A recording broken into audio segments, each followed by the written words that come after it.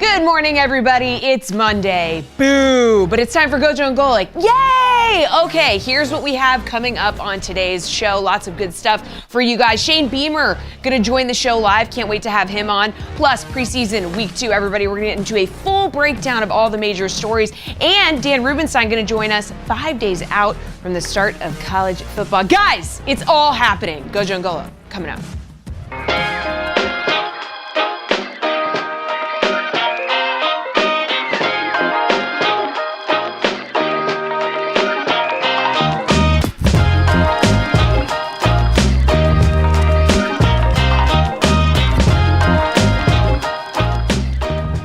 What's up, everybody? Welcome to Gojo and Golic. Mike Golic Jr., Mike Golic Sr., and Jesse Cofield here. We got a great show coming up for everybody. As always, make sure you download, subscribe, rate, and review us. Leave us a 5-star rating, and check us out here live Monday through Friday from 8 to 10 a.m. Eastern on the DraftKings Network.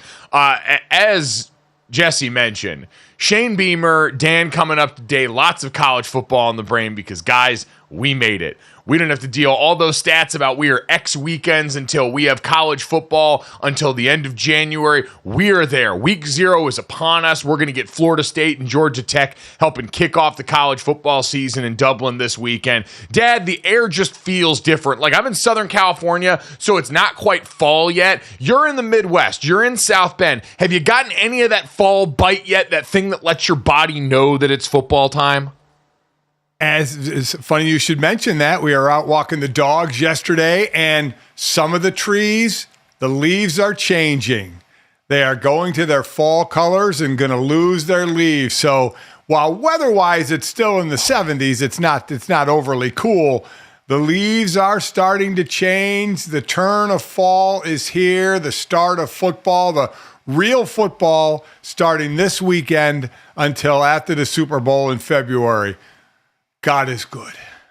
God is good. Oh, it feels so right. When you said the leaves change, I actually got goosebumps. Like, that level of fall is just, and it is like our bodies for years were tied to this. You knew when this time of year it meant something different, and that was usually like, oh my God, I'm gonna have to hit people for the next amount of months. Now I just get to watch other people hit people, and so the feeling is infinitely better in a lot of ways.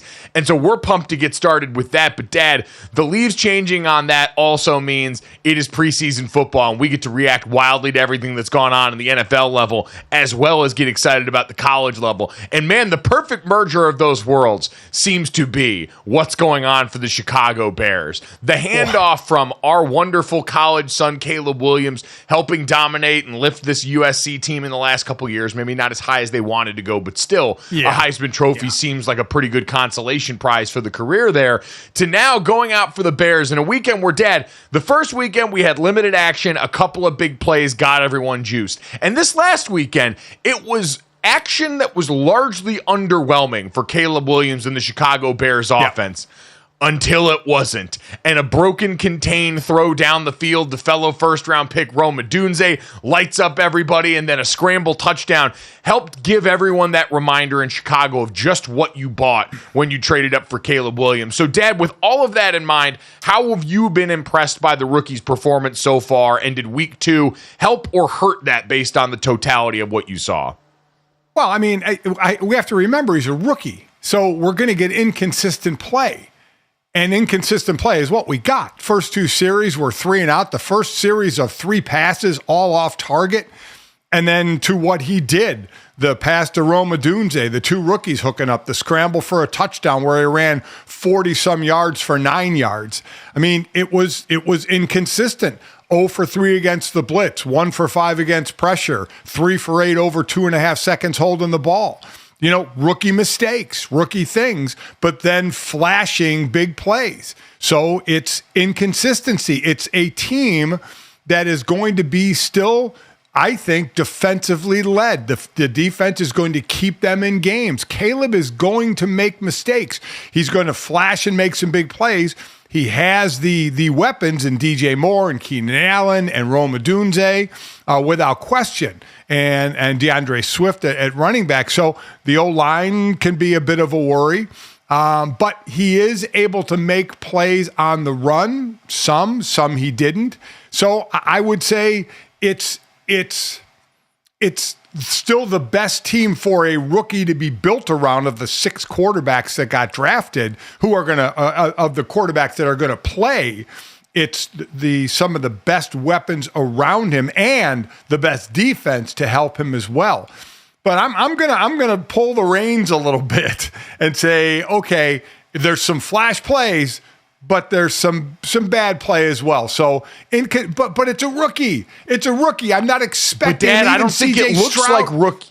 I don't think it looks like a rookie that's overwhelmed. I think for the most part, the thing that has me most encouraged about Caleb Williams is how clean it all looks. Like him operating the offense, yes, there are plays where there are incompletions, the ball hits the ground. At times, I was a little bit worried about how not open the Bears looked against the Cincinnati defense that was playing a fair amount of backups at certain points in there. But overall, Dad, the mechanics of this, because that's really what the preseason is about, where you're not running the full depth of the offense yet. A lot of this is still early, and again, he's a rookie, so that's going to be even more so.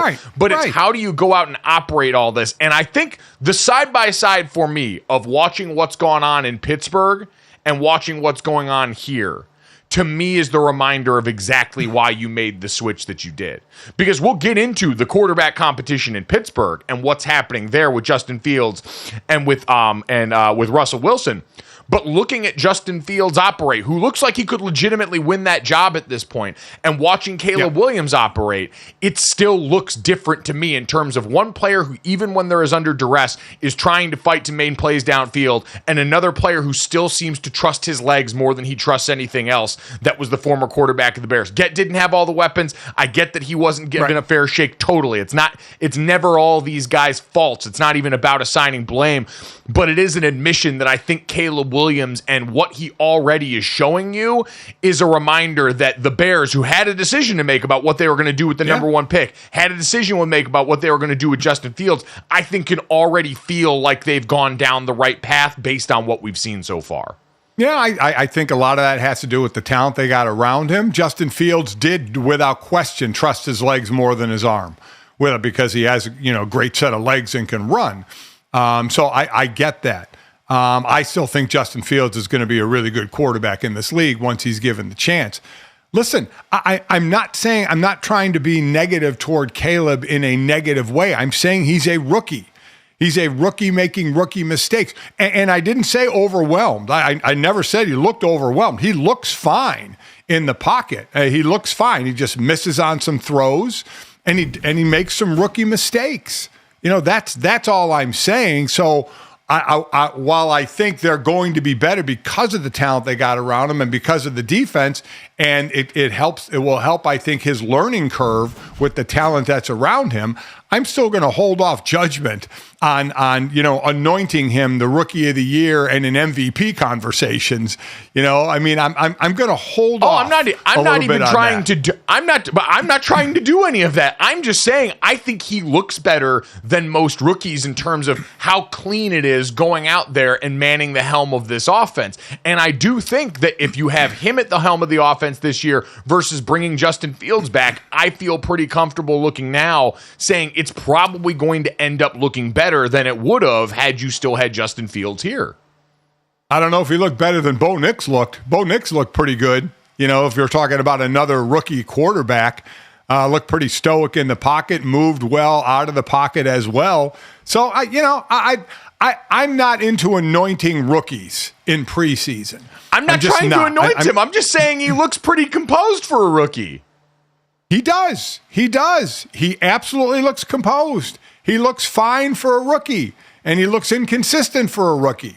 That's all I'm saying. And he also has made plays that even most veterans around this league would struggle to make. Like that rollout throw to Rome Odunze, Dad, it would get you excited because there just aren't a lot of guys, even in this league, that have the ability to do that. Like you can find maybe, 8 quarterbacks that physically would be able to go and pull something like that off. And this is the discussion that we get into all the time around some of the quarterbacks in this league who are great and who are incredibly accomplished, but who still don't have that throw in their bag.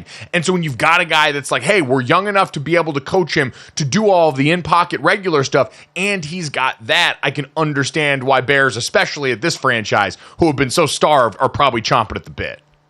Yeah, no, I understand everything you're saying. I'm just going to hold off. That's all I'm saying. He looks good. He looks like he has command of the offense. All looks fine. As I said, some inconsistent play. And let's wait till the regular season starts. That's fine. I'm getting to the party early. I will welcome you in the door when about week 6 hits and you're ready to join us over here on Caleb Isle. In the meantime, Jesse, let's get to the Pittsburgh Steelers because they have one of the 2 teams that I looked at this weekend that might already be in a little bit of existential crisis mode based on what they saw from their veterans on the roster at the quarterback position. Yeah, Steelers fans are not exactly ready to let Russ cook, if you know what I mean. So Steelers' first-team offense hasn't scored in 2 preseason games, and Mike Tomlin himself did not mince words when talking about the situation. Still not what we're looking for. It was better in some areas, but still JV and too many others. We didn't do a good enough job of protecting the quarterback. We got to do a better job in pass protection than we did, not only in possession downs, but just in general. And I was really upfront with the group about it. In that regard, that can't be a problem for us. We got to be better than we were tonight in that area. Only preseason, right? But does this have you even more worried that Russ is cooked and he's not going to be cooking? Well, Dad, I looked at this and I did not see what happened with Russell Wilson really as Russell Wilson's fault. That offensive line, and Mike Tomlin read them the riot act after the game. You've got guys getting jumbled around there. Broderick Jones, who played right tackle for you last year in stints, moved back over there because Troy Fautanu right now dealing with a knee injury that's got him sidelined. Just looked completely out of sorts on that side. Greg Rousseau and that Buffalo defensive front gave him all he could handle, but the rest of that group, it wasn't like it was perfect either. Sacks came from other spots in that drive, and I feel like Russ didn't really have a chance to do much of cooking, preparation, buying the ingredients in that pocket versus Justin Fields later on, who spent most of the rest of the game in there with both some of the starters and then into the backups, who was able to put up some numbers, Dad, who did it largely by scrambling and working on the ground.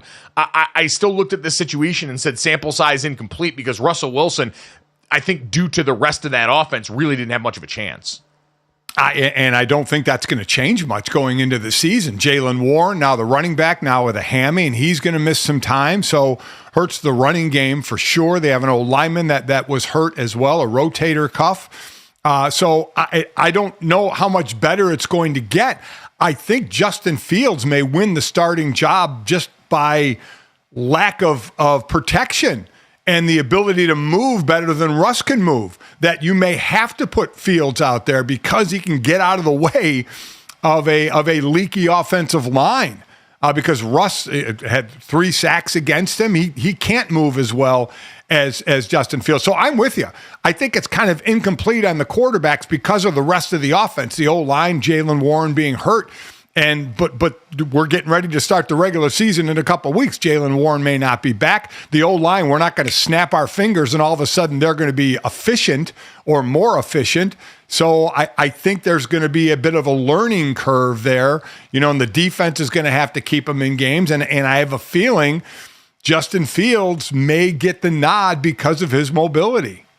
Yeah, I was just going to say, Dad, if you are coming in and wanting to win games as the Steelers this year, relying on your defense in that ground game that should, when Jaylen Warren is hopefully back healthy, have him and Najee Harris as the 2-headed monster like you had last year, Arthur Smith's system and the run design there, the quarterback would probably be Russell Wilson. Like, I know that he's been the one all offseason. The ability of Justin Fields is enticing, but if you wanted this to run on time and conservatively, the way it did last season for Russell Wilson in Denver, the way Sean Payton had tooled that offense, Russ would probably be your guy. But if you don't trust the group up front to be able to protect, you're right. I think they might be forced to put Justin Fields back there to let him at least be able to mitigate some sacks, because when you go back and look at last year in Chicago, for example, in Chicago last year, Justin Fields was pressured on 48.9% of his dropbacks. That was the most in the NFL among quarterbacks with at least 100 dropbacks last season.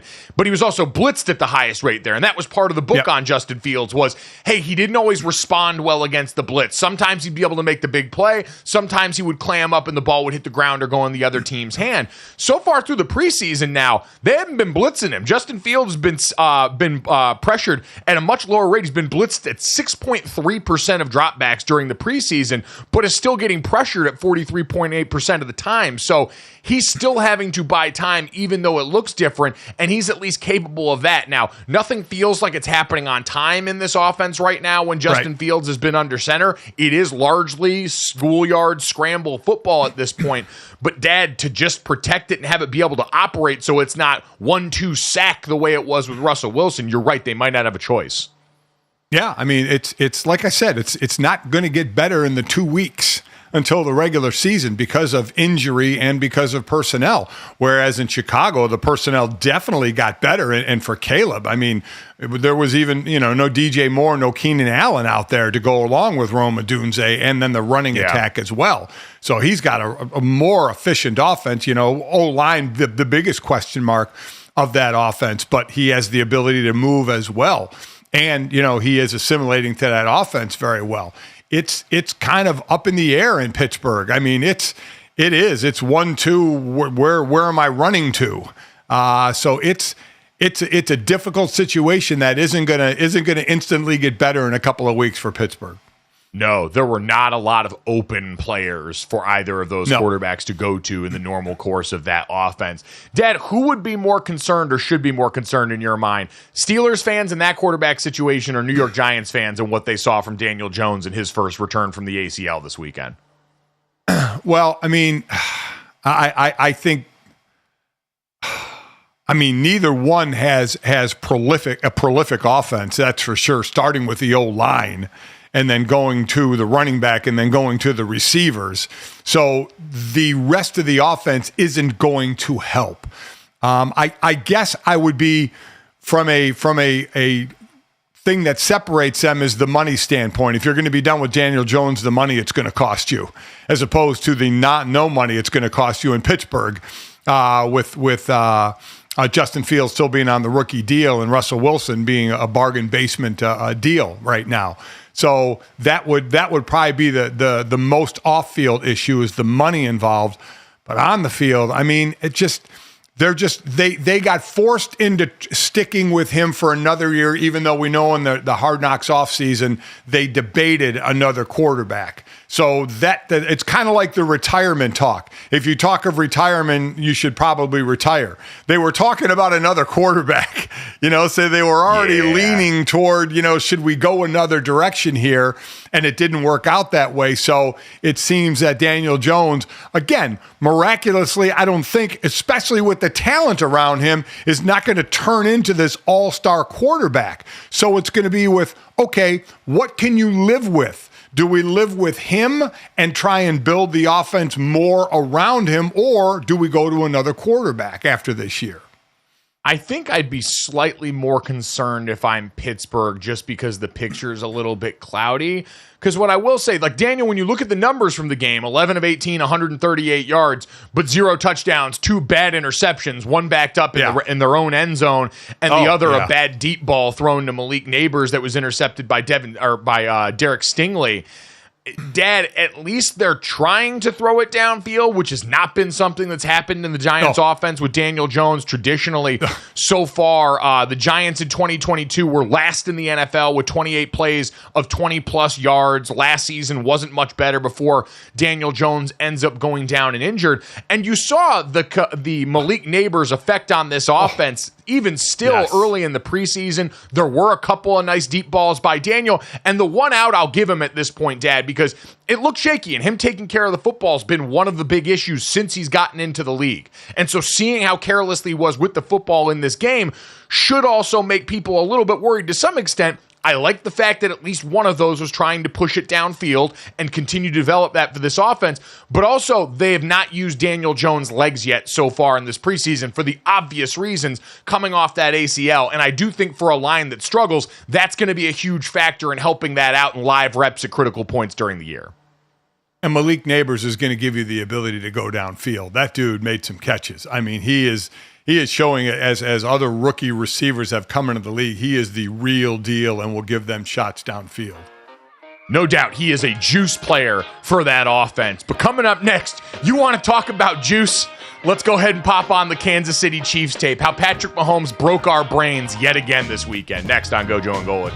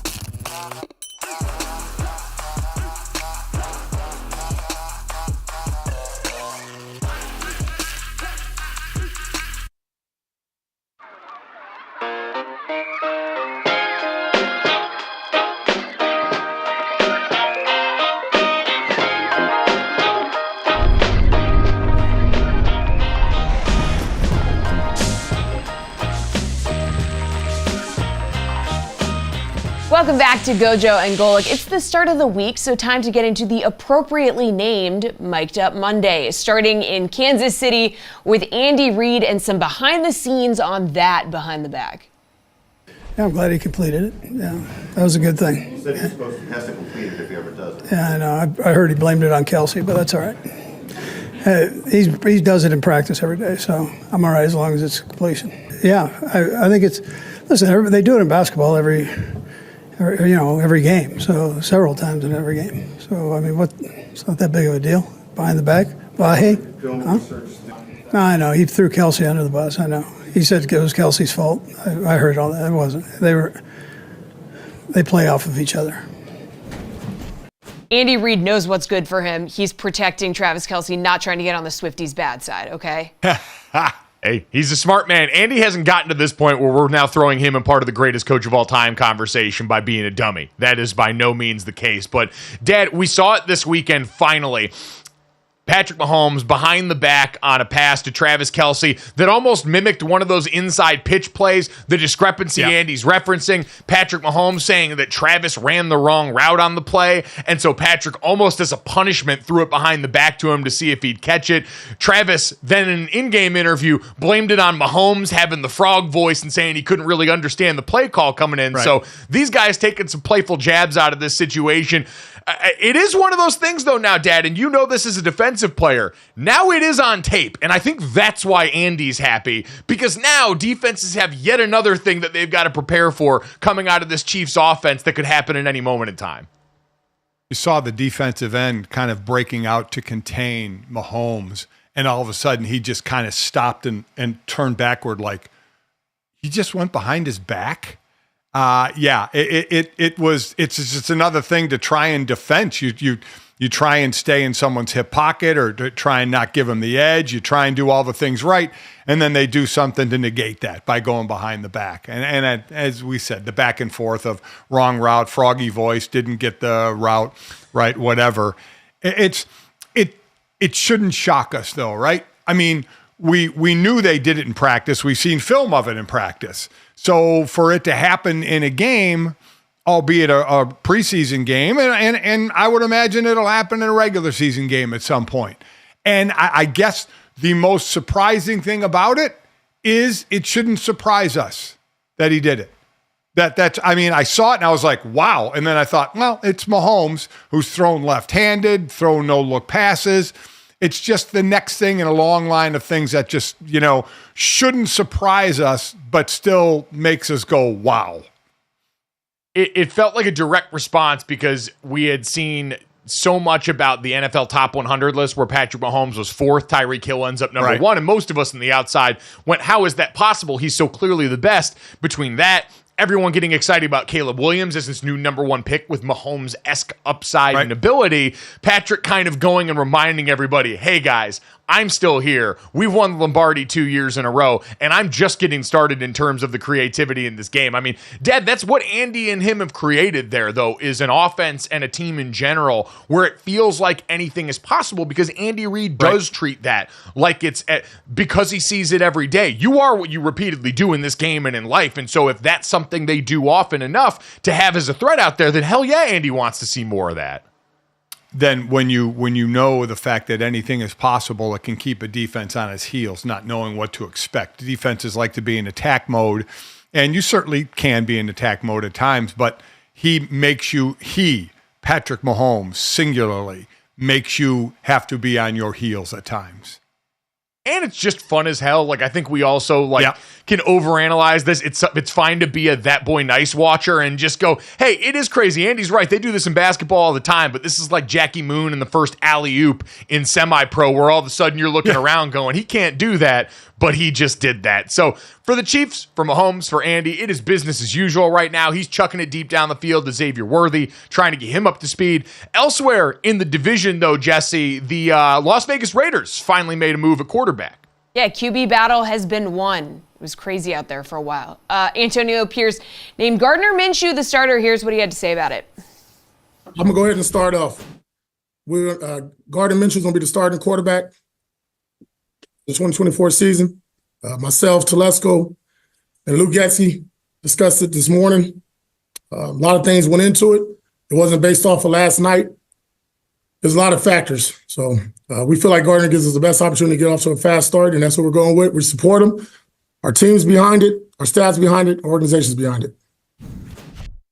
So Antonio Pierce coming out of the press conference and just being like, let me just get into it. I know what you want to know. Here's the deal. So do you guys think Pierce is just like making the best of a bad situation here? I mean, we didn't get a lot of great reports out of training camp.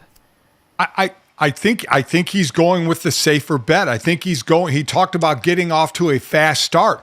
And you look at their schedule, they start off in the division with the Chargers. Great defense against the Ravens, and they play the Panthers. Great defense against the Browns, and then another division game against the Broncos. So you do need, you got Kansas City in your division. You have to try and get off to a fast start. So I think it's a safer bet with Gardner Minshew in especially not turning the ball over. This team isn't good, and not a lot of teams are, but this team isn't good enough to deal with turnovers and give the other team more possessions. Their defense got a little more souped up with Christian Wilkins to be on the line with Max Crosby.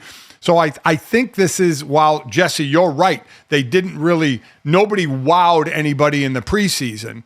But I think, Mike, this is the safer bet, going with the veteran and Gardner Minshew, hopefully not turning the ball over and giving the other team extra reps, and having a safer offense and hopefully a better defense. Is it weird to me that I actually think Aiden O'Connell is probably like the safer quarterback in terms of what he's going to do? Like, he's not been a guy that's inclined to push it down the field a ton. You could say, yeah, he doesn't have a ton of football under his belt, and so the turnover stuff could be an issue. But, Dad, we saw Gardner Minshew all this preseason and really all his career willing to move around, try and make plays, do a little bit more of the Maverick stuff we talked about last week that feels a little more quintessentially Raiders. Like, this does feel like, yeah, they're going for the more senior option, and maybe they view that as the safer choice. Even in actuality, I don't know if that's 100% the case, but the biggest takeaway I had was, man, this offense without Davante Adams on the field really starts to make you a little bit worried, because there wasn't much available to them at all when he was off the field. So that, to me, is the biggest reminder, because this is a stopgap. Like, all of this that we're talking about here is not the Raiders' final form. It makes me a little bummed even that they didn't get one of the young rookies that was going in the first round to try and get them out there, because there are some exciting pieces potentially to be had. But I just think this year you're kind of in holdover mode until you get to where you're finally going. Yeah, I just look, when I say safer, I look at less turnovers. You look at Jacksonville, 21 touchdowns, 6 interceptions, 16 touchdowns, 5 interceptions. Now at the Colts, it was 15 touchdowns and 9 interceptions. Never had double-digit interceptions. Now, didn't start many years either. And for that offense, now it will be interesting how the Brock Bowers and Michael Mayer 2 tight end system is used, because Davante Adams is obviously head and shoulders the best receiver, one of the best in the league, let alone the best on this team. But how do they incorporate the 2 tight ends, which can be very effective? You know, we've seen 2 tight ends, work in the past, and it can be very effective. So how much that again can add to a safer offense by going tight end heavy outside of Davante Adams with your receivers. Yeah, and for that question, we'll have to wait for that to be answered. Brock Bowers and Davante Adams both not playing, both a little bit dinged up, not 100% healthy. And so Antonio Pierce said, we're not going to have them out there until they are 100% healthy. So, Dad, assuming both of those injuries are fine and they're good by the start of the regular season, then you're right. We get to sort of withhold our final opinion, because those are 2 players expected to make a big difference. And to your point, Brock Bowers, Michael Mayer, that's going to be a combination that could absolutely do some great things for them, with Davante Adams taking the lion's share of attention. But they've at least made the decision now. Antonio Pierce has that going, and for a team that's looking around at the rest of the non-Kansas City division and saying, yeah, this feels gettable, with the Chargers in year 1 with Jim Harbaugh and the Denver Broncos breaking in a rookie quarterback right now, they feel like maybe they can do something all right with the best of the rest. Coming up next, the best of the rest of the WNBA season got started, and Caitlin Clark using the break wisely.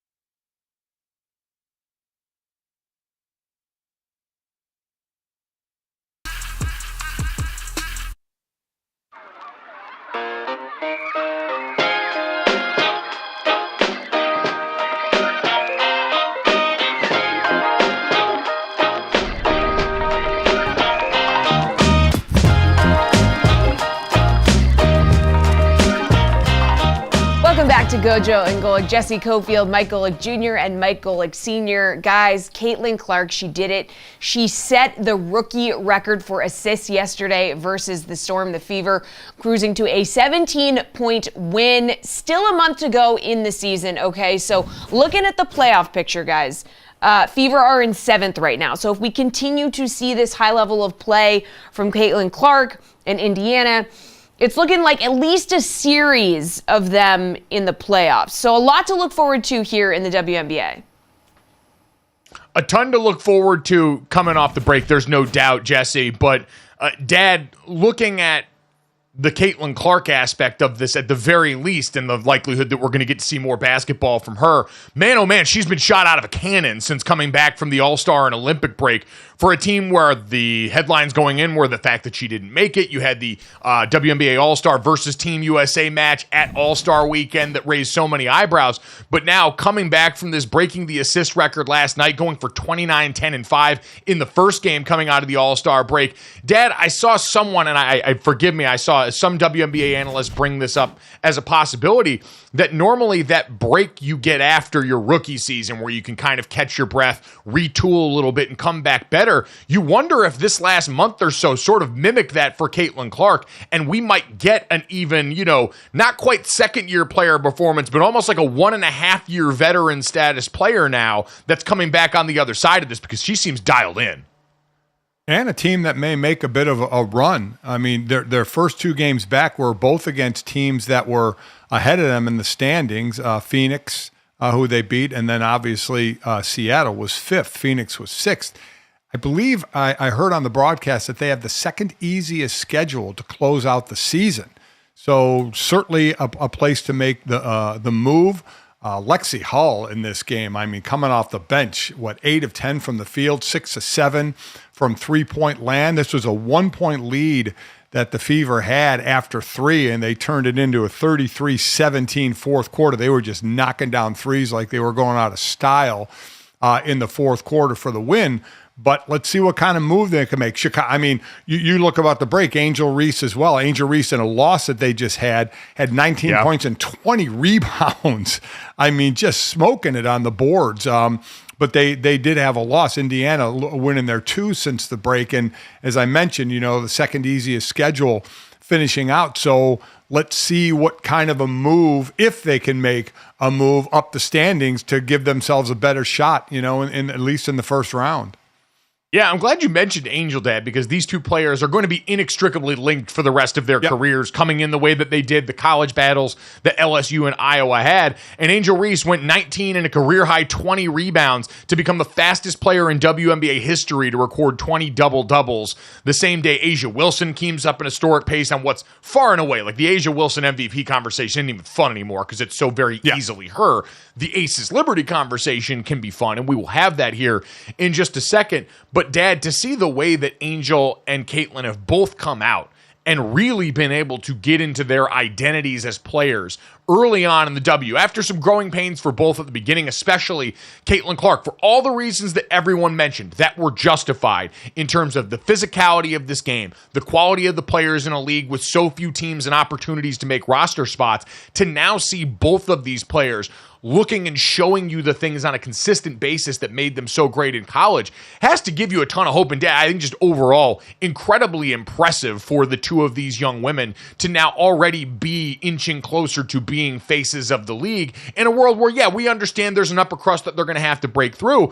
But considering the Fever in particular, haven't made the playoffs since 2017 and are now on the cusp of doing that because of the help of not just certainly Caitlin Clark, but back-to-back number 1 picks and what that's been able to do and mean for this team, she's certainly gone a big reason as to why, and it seems jumped that level of play in the immediacy after the break. Well, you look at the sport as a whole, the WNBA as a whole, what it went through in the beginning with Caitlin Clark, with Angel Reese, with so much talk, negative talk. But, you always wonder, is any publicity good publicity, because the WNBA was being talked about, but not in the greatest light. And it is now settled in just what the players, had wanted and the people who closely follow the WNBA wanted. Let's just let the play do the talking. And that's where we are now. that's where we are. With, as you mentioned, we'll get into the Liberty and the Aces. That Indiana is making a run. That Chicago is in the eighth spot for the final spot for the playoffs now. We're talking about basketball. A'ja Wilson and what she is doing. The rookies and what they were doing. So it has kind of settled into the play on the court.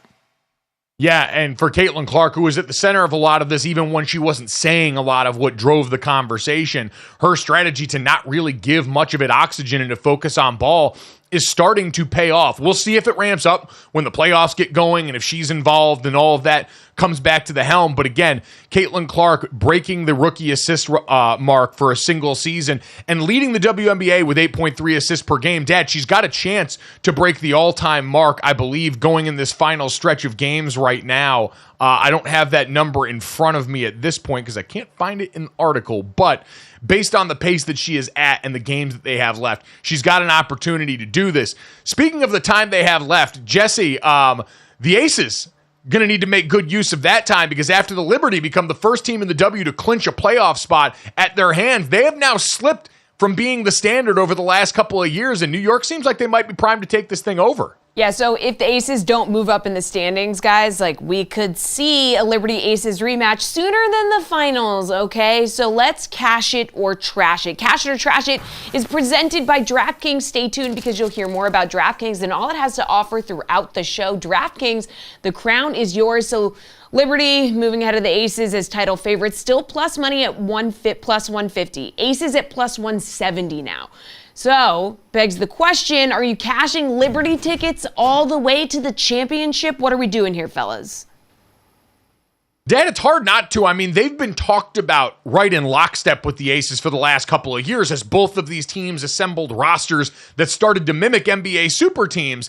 They seemed primed to have these kind of battles go for quite some time. And until now, especially in pivotal moments, that had belonged to the Aces. They had been the ones lifting trophies.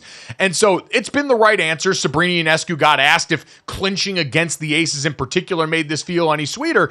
And she said, no, they're not focused on the opponent right now. And especially at this point, you know, a regular season win, even if it's got that meaning, isn't going to erase what's happened in the postseason. But it's hard to deny this team with players like Sabrina Ionescu and Brianna Stewart coming off of an Olympic gold medal run seem like they are ready to continue going at the pace that they've been at all season long. You know, and we talked about the Aces, especially early in the season. No Chelsea Gray. She had been hurt. She had the foot injury. We even questioned if she would be on the Olympic team with the foot injury. So they were losing, you know, at a scratch your head clip for the Aces. But now Chelsea Gray's back. You know, they're at full strength, and they just played Saturday, and Liberty beat them by 12, 79-67, a convincing win. So yeah, I would cash this. I mean, they seem to be striking at the right time. I know there's more regular season to go, but really all playing well together and as we said, knocking off at full strength Aces team.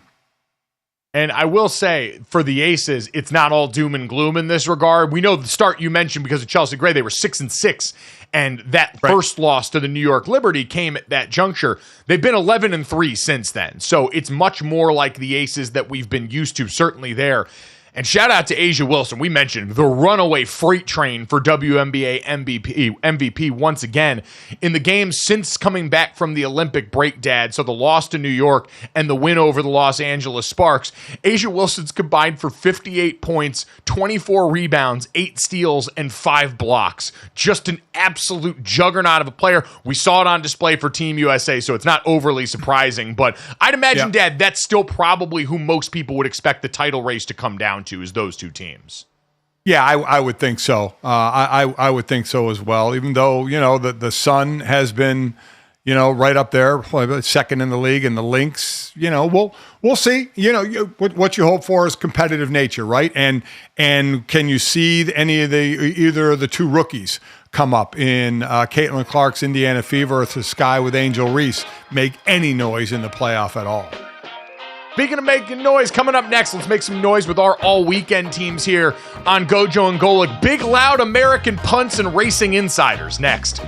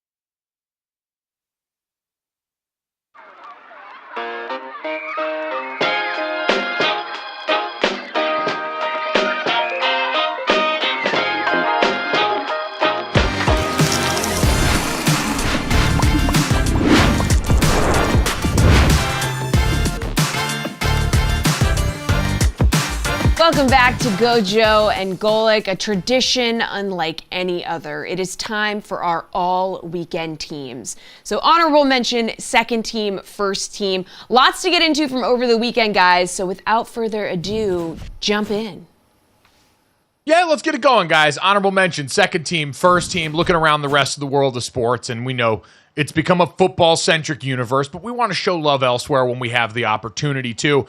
And Dad, I'll start off with this one. Baseball season still rocking and rolling. My honorable mention for the all-weekend team goes to the Detroit Tigers for taking a win in the Little League Classic. They played in Williamsport, the site of the Little League World Series, and walk off the Yankees with a 3-2 win there. Obviously, the Tigers not in any meaningful chase in terms of the wild card race or anything like that in the American League, but still cool for a pretty young roster in Detroit to get to go to this place. And you see the quotes from the guys talking about what it's like being around the energy there in Williamsport, getting to see some of the young players there and interact with them. And it's one of those good spots in the middle of a long season that probably for a lot of guys is a good reminder of where you came from and why you do this. Yeah, it's a cool thing. They were getting off the plane, signing autographs. The kids had a kind of a chain reaction first pitch relay in the game. It was a cool moment. I agree. It kind of makes you as a pro ball player remember where you came from. My honorable mention, we just talked about her, A'ja Wilson. Let's put some numbers to what she has done. Against the Sparks, she had 34 points and 17 rebounds. It was her 17th game with at least 20 and 10, broke her own record from last year. 17 games of at least 20 and 10. She's also the first woman in the W with multiple 30-point, 10 rebound, and 5 steal games. So the first one to do that, in line for another MVP. It's going to be to the point of where do you start to just give it to somebody else at some point who has good stats because you just can't give it to A'ja Wilson every single year. Kind of like the Michael Jordan effect, because she's just such a dominant player. Yeah, already on her resume, two-time WNBA champion, finals MVP last year, WNBA MVP in 2020 and 2022, defensive player of the year in 2022-23. The list goes on and on. It's her world. As much as we have been ready to cede control to the next generation, A'ja Wilson has reminded us that the here and now still belongs to her and doesn't show any signs of slowing up there.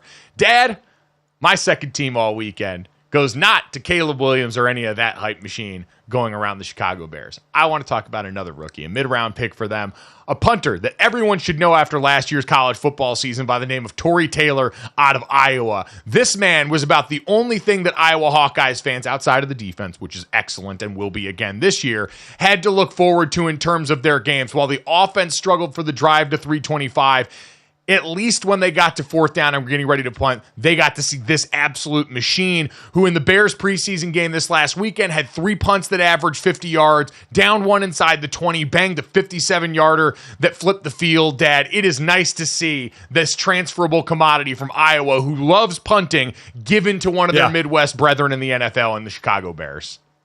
Yeah, I got a lot of love when they flipped the field. They're just more in favor of the Bears and what they've done as a team and how they're building as a team in all aspects. Good for them. My second team is going to go to Cowboys kicker Brandon Aubrey. Again, for those that don't know his story, he played soccer at Notre Dame, did not kick field goals for the football team at Notre Dame. Played on the soccer team, then was drafted in the 2017 MLS Super Draft by Toronto. Played for them, played for the Bethlehem Steel FC USL club, was released by that club at the end of 2018. In 2019, was watching the NFL on TV. He was a software engineer when he saw a place kicker miss a field goal, and his wife said, "You could do that." So he signed with the Birmingham Stallions of the USL, and he kicked for them and USFL and made the all-USFL team, kicked for them for a couple of years, and then kicked as a rookie last year with the Cowboys, was an all-pro kicker, and in the preseason game against the Raiders this past weekend, kicked a 66-yard field goal. Would have tied the record of Justin Tucker's if it were a regular season game. A 66 50-yard field goal. You just wonder where the cap is for these kickers at some point. You know, we're going to hit 70. I mean, it is amazing. But congrats to him. 66-yarder, again, would have tied the record had it been a regular season game. Yeah, I think we do talk a lot about where modern, science behind sports and the training and the weight programs and all these different things manifest themselves in certain sports and in certain metrics. Probably haven't talked enough about what that's done for kickers, because the consistency and the deep leg for a lot of these guys is insane. But obviously Brandon Aubrey being our guy, even though he wasn't a Notre Dame football player, we love to see and support that. But yeah, that thing still had some leg on it too. I think you watched that and kept expecting to shore it up a little bit, and that moment just never came. So special teams getting some love here today on Gojo and Golic. Against all odds. Who knew? Somewhere Pat McAfee smiles and nods his head. Dad, number one for me, first team all weekend. Got to go to Adam Schefter. In a war of insiders and Michigan men, by the way. Michigan on Michigan crime here. I couldn't tell where this was, but a 40-yard dash got set up at some public event involving NFL fans where Rich Eisen and Adam Schefter were. And everyone, if you don't know, Rich Eisen every year covering the NFL draft for the NFL Network has gone and run the 40-yard dash at the end of it, usually I believe to benefit St. Jude's Children's Hospital at the end of that, the Run Rich Run campaign. And so Adam Schefter busting off the dust a little bit. Not a guy we usually see do much. The last time I saw him do something athletic was when the Monday Countdown crew dressed him up in the chain like Kirk Cousins and he jumped over the wall in Green Bay shirtless, looking more in shape than you would expect a guy who does his job to do. So, Dad, how surprised by you by a couple of your peers in this industry going out there and showing a decent amount of wheels? They did both show some wheels. I was pretty surprised at that. I don't know if they trained a little bit for it, because the main thing is nobody pulled a hammy. At least I don't think. At least they didn't show it afterward that anybody yanked a hammy, because that's the biggest worry. Because you ain't yank a hammy when you're not an athlete, the recovery time is double and coming back from that. So that was for as fast as they seemed to be running when we saw that clip. I was amazed that they didn't pull a hammy. And oh, by the way, the toughest part of all this, Adam Schefter beats Rich Eisen. Like the guy who was made running the 40 as a media member, his thing. Adam comes in and immediately snatches his chain. Tough look. We'll see if Rich can recover this week. Who's your first team all weekend pick, Dad? My first team is Hideki Matsuyama, who won the St. Jude Classic. This is the start of the FedEx playoffs. There's 2 more rounds. They take the top 50 from this one, go to the next one. I think it's the top 30, and then into the final one. But Matsuyama had a 5-stroke lead going into the final round. And by the 15th hole, he was a stroke down. So between him gacking a little bit and others playing a little bit better, he was a stroke down. And he birdied 17 and 18 to get the win by 2 strokes over Xander Schauffele. He only needed a par on 18, but 18, so they were waiting. He was 1 stroke up, and there was a couple of tied at 15 under, Victor Hovland and Xander Schauffele, waiting to see if Matsuyama would bogey the last hole, when, by the way, the 18th was playing as the toughest hole on the course. Has water, has a dog leg left, has water all the way up the left-hand side. If you try and hook it for the dog leg, guys were hooking it into the water for the entire tournament. But he puts a shot on the fairway. He puts a shot in between the flag to the left of the flag where there's flirting with water, and puts one about 6 feet from the cup. So everybody was waiting to see if he would bogey it. Then there would be a 3-way tie. He birdies it. He birdies 17. He birdies 18. He wins the St. Jude Classic. Wins $3.6 million, goes from 8th to 3rd in the FedEx Cup as that playoff is going on right now. And, oh, by the way, did this in a year where we've seen a lot of weird caddy news. Did it without his true caddy. His actual caddy had been part of his group that, coming back from Paris, stopped in London for dinner and got their wallets and passports stolen. So had to go back home, get that expedited. So he's talking to his coach on the phone using a backup caddy and still manages to get the job done. Coming up next, we're looking at a bunch of college teams that are going to want to try and get the job done. Dan Rubenstein from the Solid Verbal going to join us and look ahead to the 2024 season next.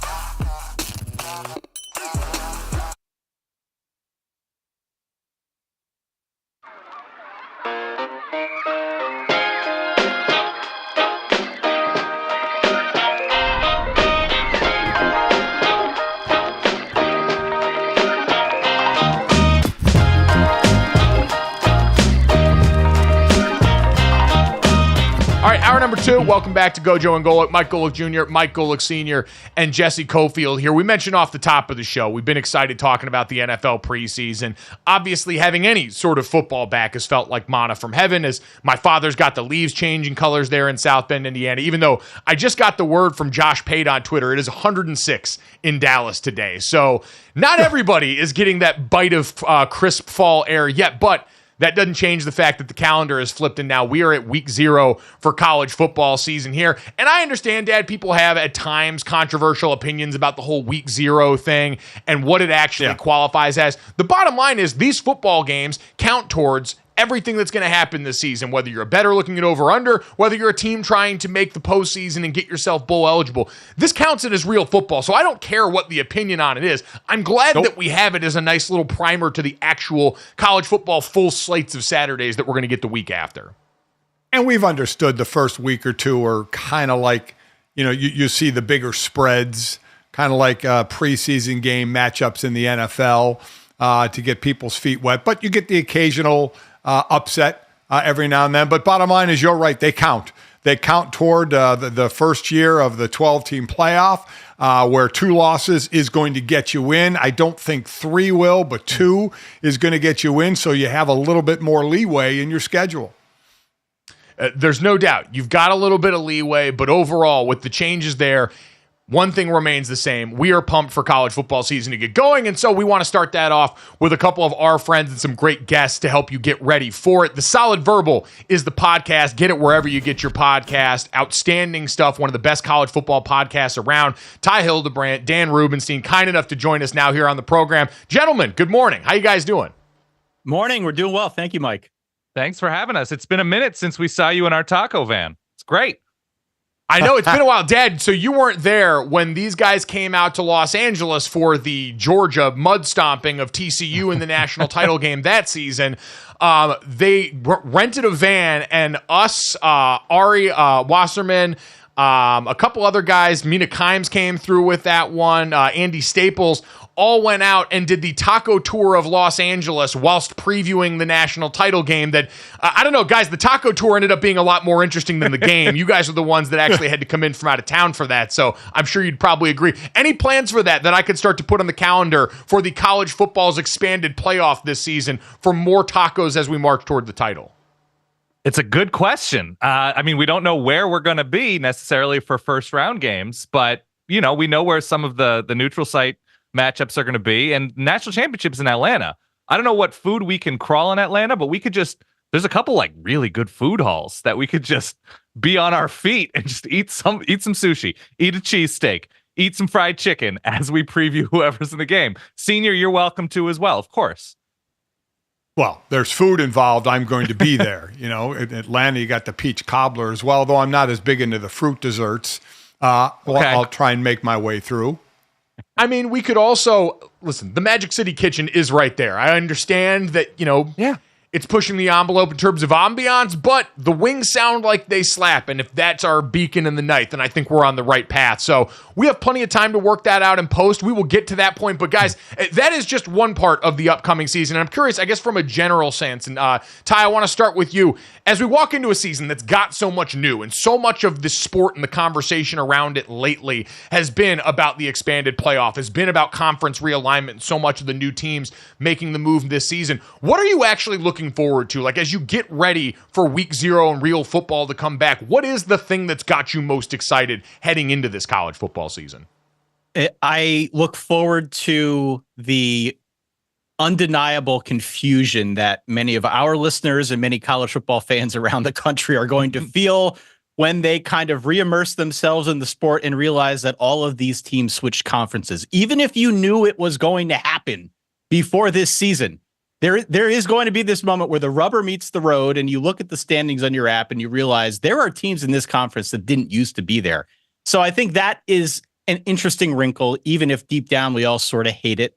I also think the expanded pathway into the playoff is something that benefits a good number of teams.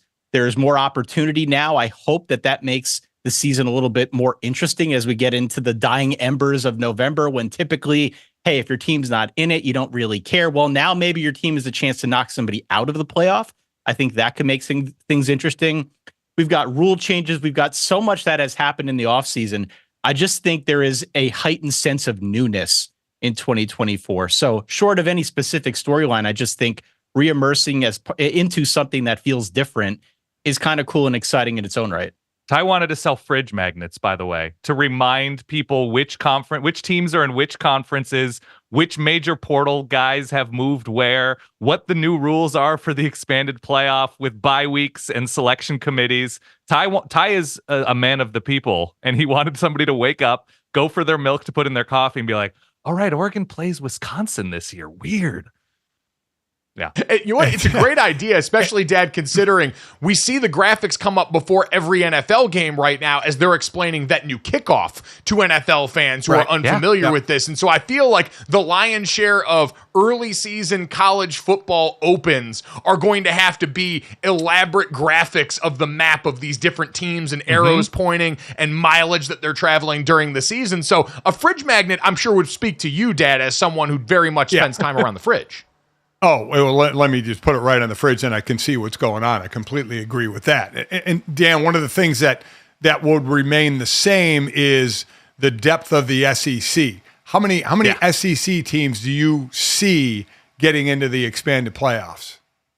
Oh, we're talking about a situation. We could see 4 teams. Absolutely, we could.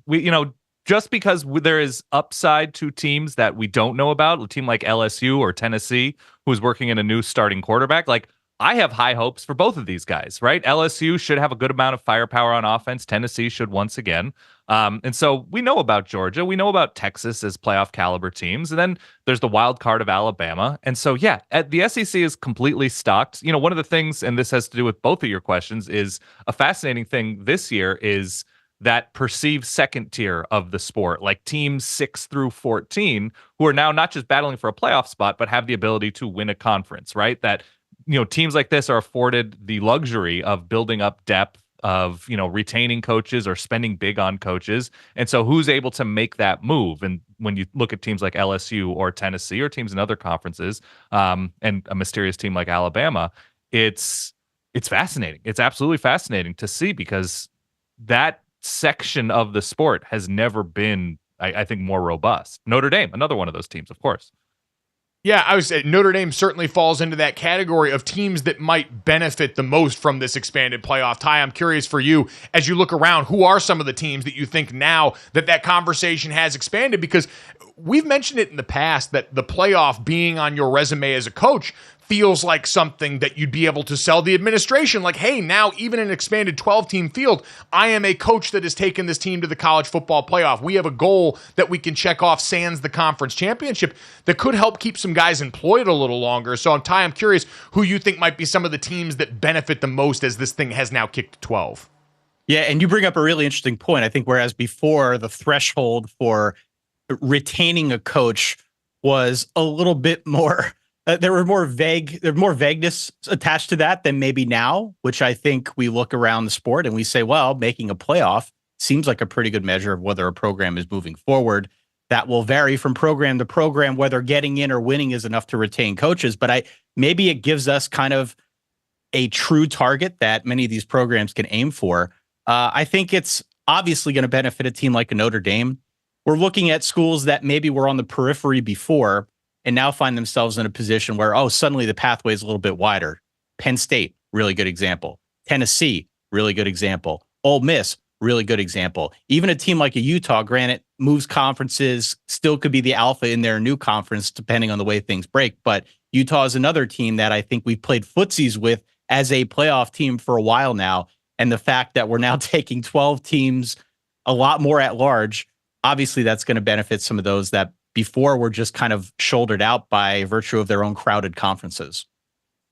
So, Dan, no team mentioned there were group of 5 teams, all Power 4 teams. So group of 5, the only time they got in was Cincinnati in the Final Four. Now you're talking 12, and they may only get one in as a conference champ. So if that in fact happens, when do you think the Power 4 is going to be done with the group of 5 and say, we're not even going to share with one anymore? It's a great question. I mean, when TV contracts come up and there's a notion that, like, look, the Big Ten is making so much money. The SEC is making so much money. We don't know the future of the ACC long term. The Big 12 is building up quantity, or would like to build up quantity, and we'll see what happens with the ACC and perhaps adding schools like, it seems their dream to add schools like Florida State and Clemson. And so the more those conferences consolidate and consolidate power, I think we'll see a reorganization of the sport probably in the early 2030s, depending on what happens with the ACC. I think they hold all the cards. But yeah, I think we're going to see a separation, and we might see teams like Boise State or Tulane or San Diego State, Fresno State, USF. We'll see teams like that perhaps added to like a new world order. But yeah, it all has to do with the powers that be with TV. Sort of nudging things along, and Florida State and Clemson nudging things along in the courts. Yeah, it is interesting to think about that. You mentioned a lot of the contenders this year from the group of five that, again, the highest ranked conference champion out of that level will make the college football playoff. A lot of those names, the one people should keep an eye on in terms of who may come from that level. You guys have mentioned the ACC a couple of times now. Ty, Florida State, kind of to me in lockstep almost with Michigan in terms of teams that were in the mix last year. Obviously, Michigan, your national champion, but Florida State, just on the outside looking in, that lost a ton in terms of players on that roster. Michigan, certainly much more than that. If I give you either, neither, or both for those teams, you think actual playoff contention is possible going into 2024, how much are you buying for either of them? For Florida State and Michigan, I would say Florida State, not as much. I feel like with what they had leaving.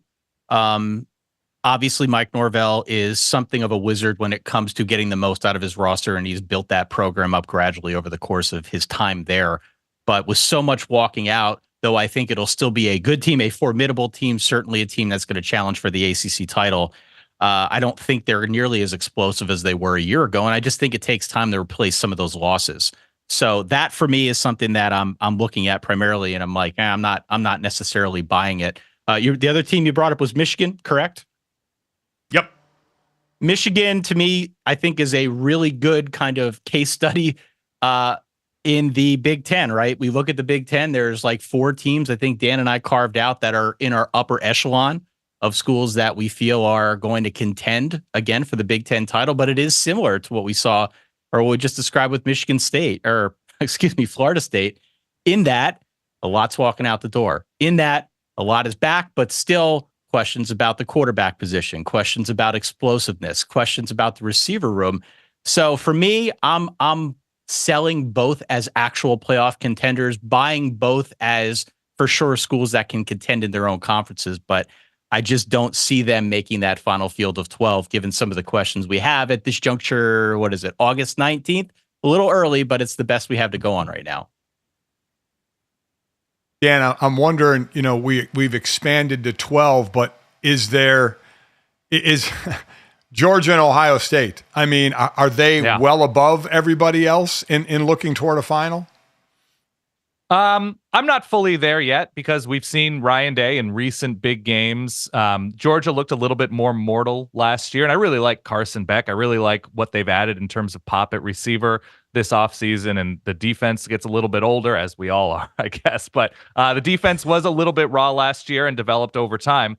But yeah, they were, playing down a little bit in the first half against South Carolina. Auburn was able to run on them. Like, they looked a little bit more mortal last year. I think they're going to look a little bit better this year. But to me, still, because of Texas, because of Oregon, to me, I'm higher on Michigan than Ty is, just because of that defense, especially up front. Like, if that's your starting point, I think you can win a ton of games. And because of their schedules, like Georgia might be great, but their schedule is rocky when you look at who they face this year. In a more difficult and a deeper SEC. So, yeah, I think they stand alone in terms of roster construction and their actual ceiling against the field in college football. But I think it's never been more difficult to sort of not just run the table, but to avoid issues along the way, especially when you're going to have to win more to actually win the national championship with a deeper field. For Ohio State specifically, you mentioned Oregon in there. Obviously, infinitely familiar are you with that team? But Dan, I'd start with you and Ty the same question. Are they the most prepared to walk into their new deal this year in the conference and immediately have a chance of winning this thing? It's a good year for Oregon to be joining the Big Ten, in that Michigan loses what it does on offense, and Oregon travels to Ann Arbor, I think, in early November. In mid-October, Ohio State travels to Eugene, which has a huge home field advantage. And Oregon has built up a lot of depth on, especially its defensive lines, really well to sort of, I think, handle what the Big Ten may throw at it. And I take issue with the fact that, like, oh, the Big Ten is a line of scrimmage conference. Like, I don't know, all the good teams in every conference have really great line of scrimmage play. That's sort of been a reality for a long time now. And Oregon has done a great job recruiting along the defensive line, has produced great offensive linemen in recent years, and has generated a lot of pop in its offense. And you bring in somebody as experienced as Dylan Gabriel to run the show, and by all accounts, his fall camp has been excellent. And the weapons he has, both in the running game and in the passing game, like, seem pretty varied and deep. They added a ton in the secondary, which was a health weakness last year we saw against Washington, so they're deeper there. So, yeah, Oregon is that team that has fortified and improved its roster to the point where, given its schedule, I think they are built to win this conference. I don't know if they will, but I think the way their roster looks and the way their schedule looks, it has to make you feel pretty good. Ty, could Texas and the SEC qualify with that at all? Texas is super well prepared to join the SEC, and we've seen what Sark has done over the course of his short time in Austin. He has very much built that program from the inside out. They've got the line play now that I think is on par with some of the best teams in the SEC. Elvin Banks, everybody. Oh my God, is he good? I mean, they're incredible. So you factor in all the other toys that they've got from the offensive side of the ball, how the defense has very slowly meshed and become one of the better units in the country. There's a reason that Texas is viewed as one of the two favorites in the SEC outside of Georgia. There's a reason why that game against Georgia, when it happens a little later on in the year, is going to be the showpiece of the weekend. It's because those are very likely the two best teams in the SEC. Whether or not they win that game at home remains to be seen, but I still think for sure coming into this conference, they're in a much better position than, say, somebody like an Oklahoma, who has a absolutely brutal schedule, has some more questions that they have to contend with, still a very good team in their own right. But if I'm looking at those two newcomers to the conference, I'm definitely more a fan of Texas than I am Oklahoma. Yeah, and speaking of newcomers to a conference, the next big realignment that we have, does however many years that is away, does Notre Dame stay independent or are they in a conference? Oh, Notre Dame's definitely going to the Mountain West. No, Notre Dame is gonna. You know what? You could have some nice little road trips. Colorado State, San Diego. You could have some fun out west. I don't think Notre Dame wants to go anywhere until it's so financially disadvantaged to be Notre Dame, which I don't know, for the foreseeable future. Notre Dame, with the freedom to schedule how they want, with TV deals how they want, the money's going to have to be so crazy, probably in the Big Ten, that they'll say, okay, we're going to strike some sort of like semi-deal like Notre Dame has done with the ACC, something like that. But no, I don't see it happening anytime soon. They still have it so good, even without a first-round playoff bye, hypothetically. Yeah, I mean, the thing for me with Notre Dame that I've said for years now on our show is if the ACC gets on more tenuous soil, if Florida State, if Clemson do find a way to tunnel out of their grant of rights and join the Big 12, or if Florida State takes on private investment and that the ACC looks a lot more unstable than it is now, I think that could be a cue for Notre Dame to truly see the writing on the wall, jump over into a conference, really whatever conference they want. I think anybody would take them. I don't think it's going to happen in the foreseeable future. The other thing that this brought to mind, guys, by the way, Mike, you were asking about storylines that I think are fun to look at going into this season. One that was fun to look at in the offseason was the fact that Notre Dame pushed harder than anybody to get Cal and Stanford in the ACC and then decide, we're not going to join. We just want to get our friends in the party and then we're cool. Have a nice life. Yeah. We want to help our nerd friends make sure that they've got a place to play around for the next few years here. It is a very kind gesture, as is you guys taking some time to join us on this show here. The Solid Verbal is the podcast. Check it out wherever you get your podcast. Ty, Dan, thanks so much, fellas. We'll talk to you soon, all right? Thanks, fellas. Thank you.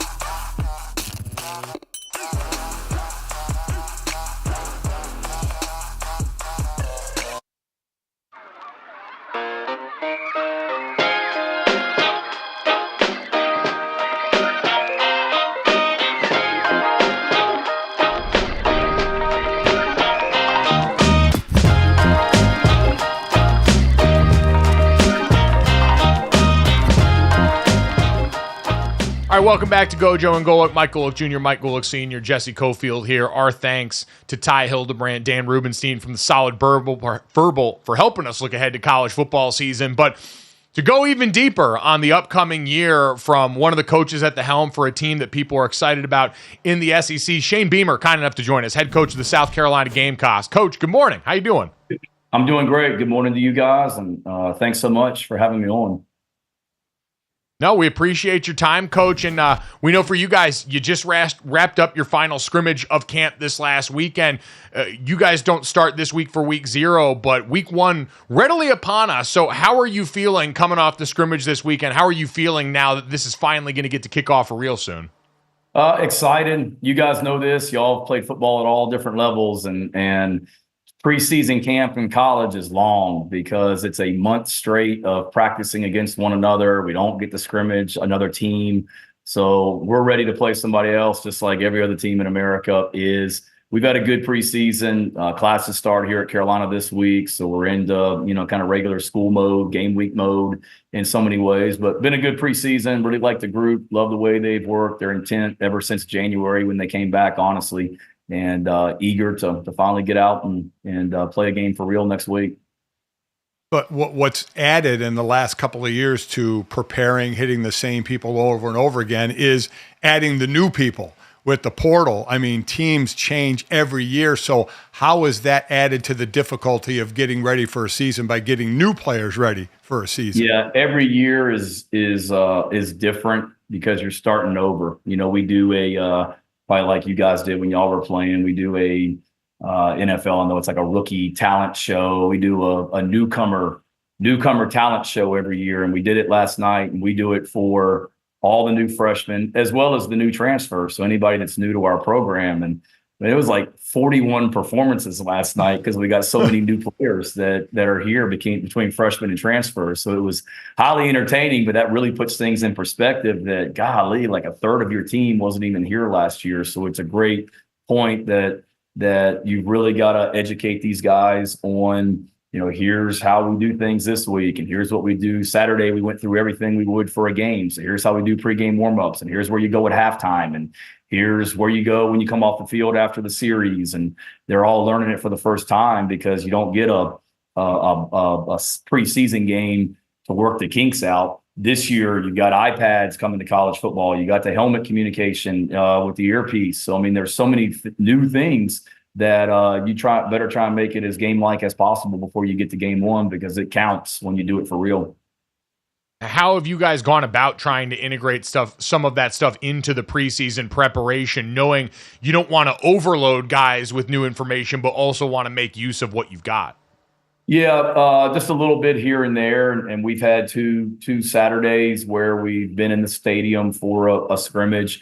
The one last Saturday was very much game-like, as game-like as it could be. The Saturday before was more of just a pure scrimmage and trying to get as many plays run in a shorter period of time as we could. But both those Saturdays that we went in there, we used the iPads, we used the helmet communication. We've been using the helmet communication in practice as well, just to get a feel for it. And, the things that you can't really prepare for, the crowd noise and being able to hear when you are in some of these SEC stadiums that we're going to be in, including our own. So trying to prepare for that too, the crowd noise aspect of it. But, we started working with it a little bit during spring practice as well. And I think our guys got a pretty good feel for it and coaches as well. Talk about your offense, your starting quarterback, your some of your transfers, especially in the running back room. Yeah, I like our group. We we obviously lose a really good quarterback and Spencer Rattler that's in the NFL now and doing a great job. And we're certainly, the DNA in that room is different than what it was. We've got, two new quarterbacks or two new transfers and then a returner that are our top 3 right now. Lenora Sellers was a part of our team last year. Robbie Ashford was at Auburn last year and has started SEC games. And Davis Bevel was at Oklahoma last year and has started games at Oklahoma. All of those guys are big bodies. Lenoris and Robbie are 235-pound plus guys that can run. And then certainly at the running back position, we've brought in Rocket Sanders from Arkansas, who in my opinion was the best running back in the SEC in 2022. wasn't healthy in 23, but he's really worked hard to get his body in great shape for 24. So excited to see what he's going to do, along with some of the freshmen we brought in, other transfers we brought in at the running back position. So we're completely new at quarterback and running back, but talented, and that's going to be the whole key for us on offense this year, not just at quarterback and running back, but wide receiver as well. We lost a first-round draft pick in Xavier Leggett. Is all these new faces, how quickly they can gel together, and we've been trying to make that happen as fast as possible ever since we started practice. Obviously, Coach, in your tenure at South Carolina, you guys have had to make some interesting moves at quarterback, at times because of injury, at times because of other certain factors there. So no stranger to a situation like this. But how soon, if at all, do you want to come to a decision on who the guy is in that room and who your starter will be in week one? Yeah, fairly soon. We've gotten through preseason. Today, as we do this on Monday, is an off day for our players, and then Tuesday we come back in and get ready for practice. So, here fairly soon. And both those guys have been working with the first group, and I would anticipate, seeing both of them as we get into the season, because they're all talented guys and bring something to the position. But, I want to get one and everybody rally around that guy, and hopefully we can stay healthy and not have the situation like we had when you had us in the bowl game a few years ago, Mike, and we were starting our fourth quarterback of the season in that game. How difficult is it to, you mentioned two new quarterbacks, transferring in, to at times lose the ability to have talent grow in a program because of players leaving or new players coming in? Yeah, it's a challenge. We always want to start with high school recruiting, and that's how I want to develop and build this program. And we've got some really talented young players. Don't get me wrong. I mean, if you look at recruiting rankings, the last two recruiting classes here at South Carolina have been the two highest rated classes in back-to-back years since like 2011 or 2012. So it's a really 2-year great run of recruiting. We started 5 true freshmen last season. I anticipate us playing true freshmen literally at every position this year, other than probably defensive tackle and quarterback. You'll see a true freshman playing quite a bit. So we've recruited well, and that's how I want to build it. The key to me nowadays in college football are the teams that can retain their roster year to year, build, develop, and keep those guys around where they're invested by the time they get to their senior year. We've got a lot of guys like that too. I mean, we've got 30 players that were on our team in 2021 when Mike was at the Duke's Mayo Bowl and did our game where we played North Carolina. We've got 30 players that were at that game that are still on our team, and a lot of guys that played in that game on offense and defense that are returning. So we've got a really good mix of older guys that have been around here for a while, a talented group of freshmen. But certainly when you have being year 4 in this program, your depth still isn't where you need it to be, particularly last year. We had injuries and it decimated us. So to be able to get your depth where you need it to be, you have to be able to utilize the portal. And we have. I mean, I'm not going to complain about it. We brought in Spencer and great players like that, but I don't want to have to, rely on the portal every single year to build our team either. We always want to start with high school recruiting, and that's what we're trying to do. It is a new formula in some ways for team building, but like you said, you guys have been one of the best at navigating that so far and feeding from both of those areas. So it's been exciting to watch, and Coach, I know it'll be exciting to watch this season. We appreciate you giving us some time this morning. Enjoy mock game week. We're excited for the real thing to kick off here pretty soon. Yep, you got it. Appreciate all you guys do, and hope to see you in Columbia soon as well. Absolutely. Thanks, Coach. Really appreciate it. And yeah, Dad, I was going to say, seeing Coach Beamer not covered in mayonnaise is always an interesting sight for me, considering our entry point there. But they do walk in with a bunch more experience along the offensive lines this year, but that quarterback situation, always going to be the one people have their eyes on. And boy, they have a mid-season schedule starting October 5th. Ole Miss, Alabama, Oklahoma, Texas A&M. They have a bye in there as well, but I mean that is a tough run. They always got one of the dudes to keep an eye on. Back-to-back Bruce Feldman's number 1 on the freeze list. Nick Harbor, their wide receiver, who is also an All-American sprinter at like 6'5", 240. So we'll see if he can turn some heads in Columbia this year. Coming up next, we'll look at other rookie quarterbacks in the NFL that turn heads this weekend next.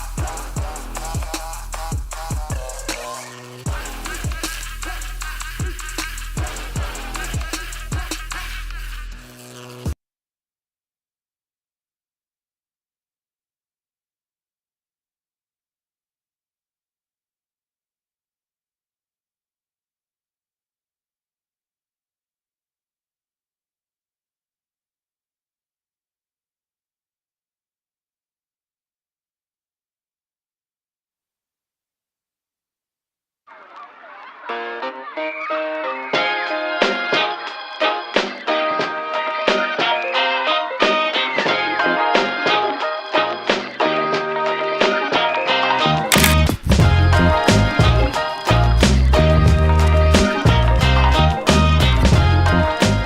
back to Gojo and Golic. Jesse Cofield, Mike Golic Jr. and Mike Golic Sr. Guys, Michael Penix Jr. did not play in the Falcons' second preseason game on Saturday. Sound the alarms, right? We're all feeling nervous, right? Raheem Morris says, not so fast. Hold your horses. Last week, we wanted to get him out there and get a feel for what he was in live game, which we kind of already knew. Wanted to see him be able to answer questions, talk about it on the sideline, go out there and execute, make mistakes and know what to do. Like when he looked the wrong way, getting right to the check down. He did a lot of those things a lot, but it took a hit last week, should have changed the protection. He's able to clearly communicate those things. I mean, we've seen enough last week of Michael Penix and the live stuff, and now we had the chance to mitigate him in practice. And we give him a bunch of live stuff out there in practice that you do everything that you would do in a game other than get hit. But we feel really good where we're at with Michael. We feel really good where we're at with the other guys that we set, and we treated that the same way. But Mike showed us last week enough that we don't have to play him in the preseason. I fear I don't really understand. So the backup quarterback doesn't play?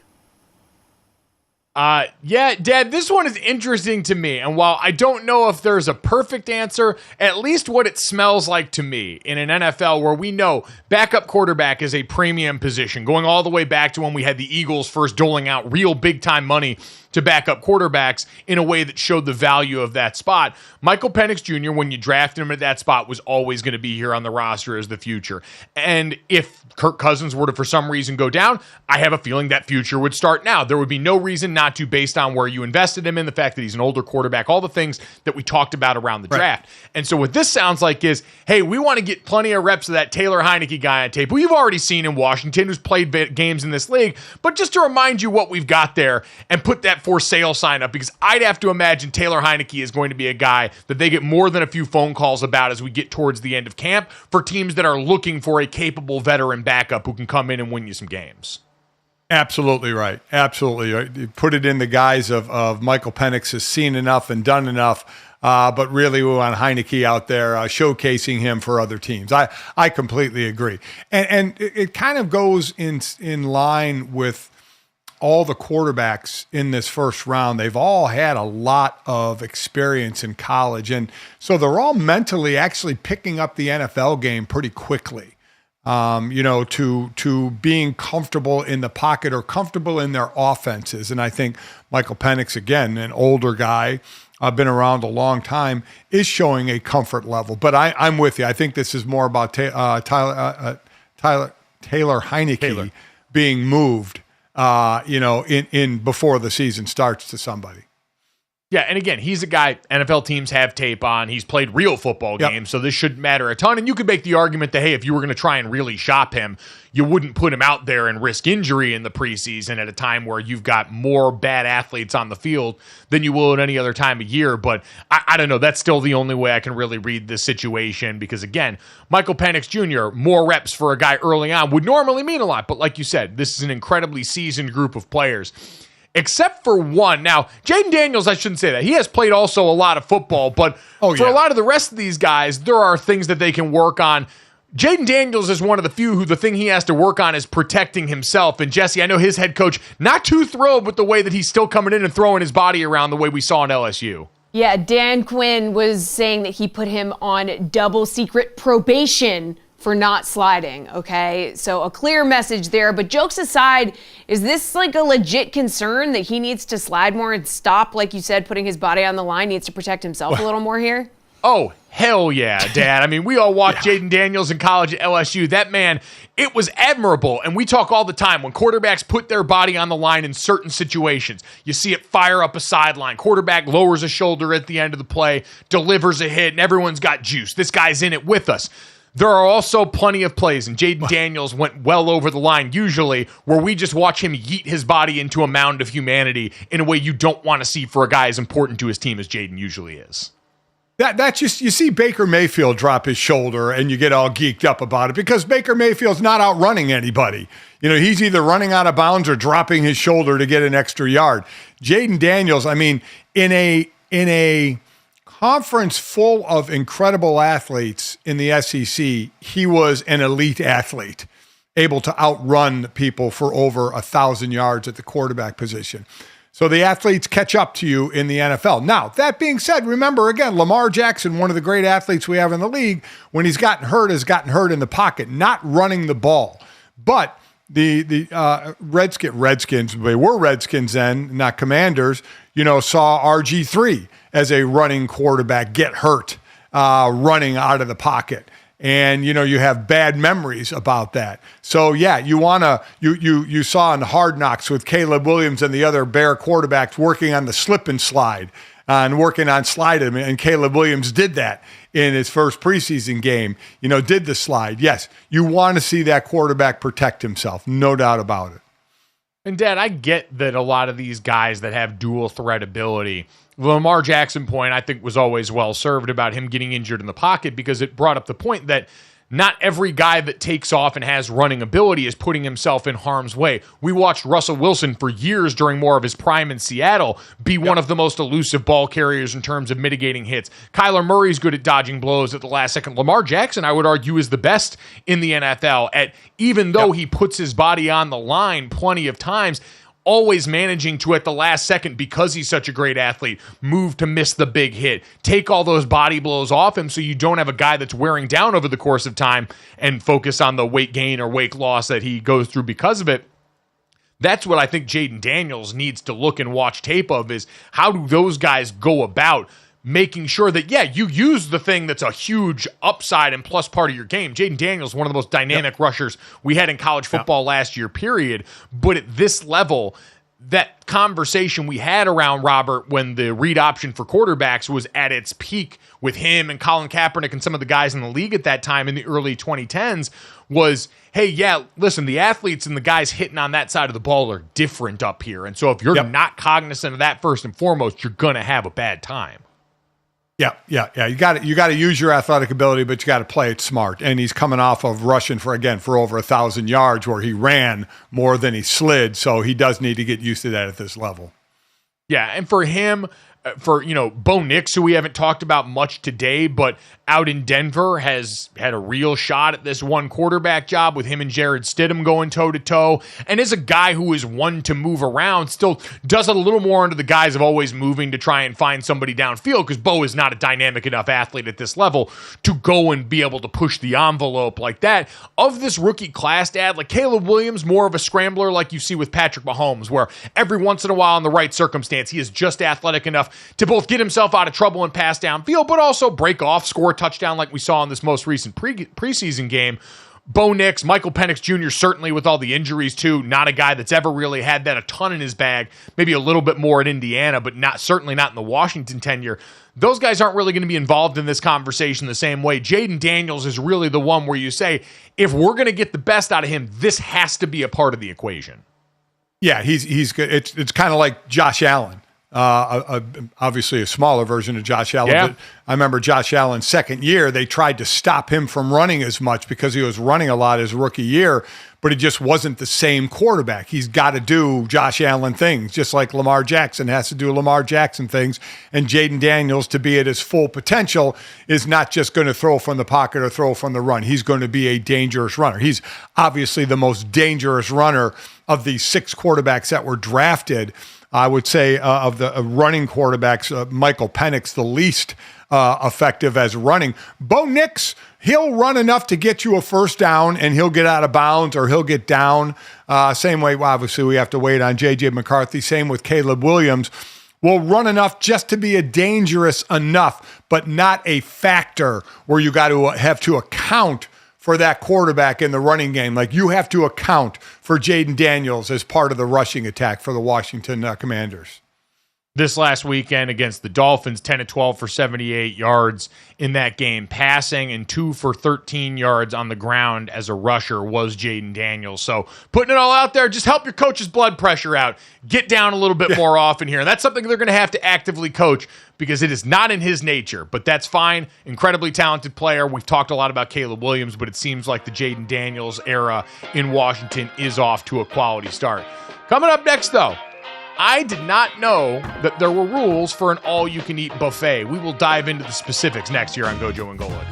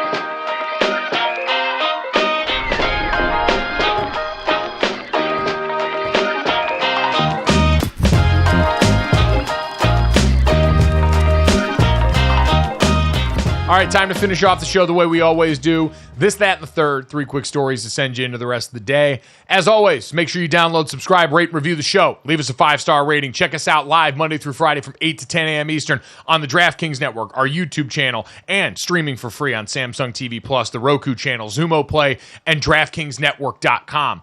If you miss any of us live or our great guests, and thank you today to Ty Hildebrandt and Dan Rubenstein from the Solid Verbal College Football Podcast for joining us to look at the upcoming season, and South Carolina Gamecocks head coach Shane Beamer for stopping by. If you missed any of that, check it out wherever you get our podcast or right here on YouTube as soon as we get done. Jesse, Dad, let's get to this and start it off. The prophecy fulfilled. The princes that were promised returned to St. Louis to show off some hardware as Jason Tatum and Matthew Tkachuk, both champions in their respective sports from this last season in the NBA and the NHL, both just kids from St. Louis, and both the subject of a viral photo from the bus that we now associate with the two of them. They came back to show off their championship hardware throughout the first pitch of the Cardinals game, but Dad, they also reunited with their classmate from high school, whose name, it sounds like a Bachelor contestant, Jacob B., to recreate the viral bus photo of the two young friends. So I want to know everything about Jacob. Like, this is cool. It's great they get to go back to the hometown here, but I need to know more about what the hell Jacob B.'s been up to. Yeah, like, was this like so random? Like, do they keep in touch with him, or were they like, hey man, we need you for this picture? How did they get a hold of him, to take the picture? Somebody must have had a connection somewhere. Do they still keep in touch with him? What does he do? Because we know about, obviously, Tatum and Tkachuk, but we don't know about this guy. So that was a very cool photo to redo. And very cool that these two are from the same middle school together and went on to become champions. But yes, definitely more questions about the head and the back. Yeah, this headline, I think, finally overtook for so long the did you know Matthew Stafford and Clayton Kershaw played on the same high school football team thing that we used to always run with in the cross sports, look at these odd animal friendships videos. These guys have certainly been at the top of the heap now, and both champions. So getting to go back, maybe the St. Louis Cardinals will now go and win a few more games after being around that championship glow. We can wait and see with that. Jesse, let's get to that and a very important fine print note about the nature of all you can eat. So I think this is a pretty clear-cut case, but I'm interested to hear what you guys think. So an Applebee's patron was arrested and charged with disorderly conduct when she was told she couldn't share her all-you-can-eat special with her entire group at a table. A verbal disturbance broke out. Police are called. She gets arrested. Like I said, I think it's pretty cut and dry Team Applebee's on this one, but what do you guys think? Oh, absolutely. This is absolutely Team Applebee's on this. So it was a group at a table, and they bought 2 all-you-can-eat items, and then they shared it amongst everybody at the table. It is clearly all you can eat. I mean, I would remember doing this with you kids growing up when we would have all-you-can-eat pancakes, and we kind of sneak a pancake across or kind of sneak it, knowing full well that you shouldn't do it. This is an obvious no-no, or every restaurant in the world would lose because you go there with a group, order 1 all-you-can-eat, and just share the damn thing. This is so obviously in favor of the restaurant, and the people in the group went back and paid the bill and apologized. This girl just got way too belligerent about the situation and got arrested. But Mike, this is clearly on the side of the restaurant. Nothing better than getting locked up at the Applebee's. This is my America. Honestly, Dad, you make a compelling argument. I'm glad you brought up that anecdotal example because I realized when I was thinking through this before the segment, I had never even thought about this as a possibility because the idea of sharing my all-you-can-eat special is just so counter to the way I live. Like, I am a black hole at the table. I eat so quickly and so viciously, I have seen the horrified looks of waitresses who have come over to refill a drink order, and I don't even realize I am huddled around my food, protecting it with one arm like I'm holding a shield, and using the other hand to shovel at a pace that used to have to happen because I needed to gain weight to play offensive line, and now absolutely does not, and I haven't been able to kick it. So the idea that anyone would think think, oh yeah, I'm going to share this all you can eat instead of trying to Titans eat free this restaurant myself and make them regret ever doing this, just didn't make sense in my brain. You make compelling points. Jesse, you look pretty disgusted by all of this, I have to say. Yeah, I mean, the description of how you eat, like I can envision it, and I haven't been there for that yet. So I hope to, I don't have to experience that at some point. It's also interesting because you're the oldest child. That's usually like younger child behavior, because the older child is stealing your food, or if you don't eat it all, you won't have time to get more. So interesting that you have some of those characteristics despite being the oldest child. I'm just amazed. This is a question. This isn't a question. This isn't something where you can be confused. Oh, I thought it meant we all could share. No. Never has it been that way, and never will it be that way. Again, you would just buy one and just share it for a monster table. There's no way. And so I don't know why this young lady got as belligerent as she did. Maybe she truly thought you could share. I don't know. Was it all you can drink too? Am I right? Yeah, I mean, just Open so bar. wrong. Let's go. Maybe this, you know what? Applebee's now has the runway set out for the all y'all can eat special, where you get a group all you can eat price that they pay and then let everyone go to work on that. Kind of like when you go to a gas station, you can get like the 2 for $4 on a Powerade that I don't know if I'm actually getting a deal still, but it feels like it. Right. You just knock like $5 off the all you can eat price, multiply it out and give people a little bit of a reduction for doing it with multiple groups and go on and prosper. Applebee's, you're welcome. This is free advertising, but it could be not free soon. Give us a call. Jesse, let's get to the third on this one. Someone else who might need some reinforcements on the PR front. Our friends at the Intuit Dome. Yeah, so last night, Bruno Mars concert there. Massive lines up until showtime. So first event at the Clippers' new home, right? Lots of issues, lots of difficulties. Fans lined up without entry until about 10 minutes before showtime. Apparently you needed an app to get in because your tickets were on the app, and then the app was down because everyone was trying to use it at the same time. Really bad, not a great look. Certainly things are not going well. Olivia Rodrigo next up there, so that should be totally calm and go off without a hitch, right, Gojo? I mean, they went with a no line scenario. So just like it was put like a mosh pit. Some of the quotes from this: I was standing in a mosh pit for over an hour and a half. There's no official line. The apps don't work. The Wi-Fi doesn't work. The workers' phones are on SOS. The facial recognition from biometric isn't working. So they're telling people with Android phones to pull up their barcode on Ticketmaster. I mean, they showed the arena like almost empty at the supposed start time of the concert. What an absolute mess. And it wasn't just one thing here. No, exactly. It sounds like the facial recognition technology really struggling out. When you're one of the new stadiums, and we've seen this with every successive new stadium in the NFL, all the different innovations they try and have. I can remember when the Falcons opened up the Mercedes-Benz Dome, and you had no one was going more than 6 feet without access to an outlet, or the food costs going down, or the Wi-Fi being different and available everywhere. On and on down the list, really since Jerry World, we've seen everyone manage to go out here and add to this a little bit. The Intuit Dome's probably going to wind up being fine once they work the kinks out, but man, it feels like between the kids being able to break in and play hoops and now this, it's been a really inauspicious start for a Clippers team that's also going to be limping into this dome after the offseason.